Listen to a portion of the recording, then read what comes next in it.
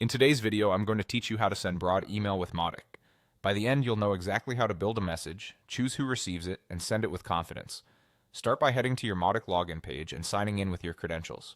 Once you're in the app, open the left sidebar, go to Channels, and select Emails. This is the hub for creating and managing broadcast messages. Click New, then choose Segment Email. This option is perfect for a one-time blast to a defined audience segment as opposed to an automated campaign email.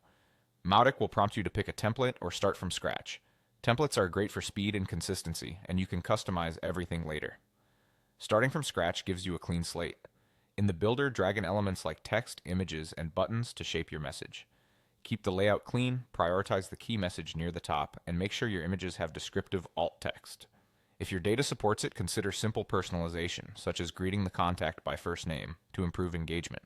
Always check mobile responsiveness so the email looks good on any device.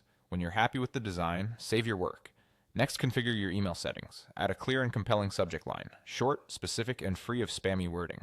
Then add an internal subject or internal name.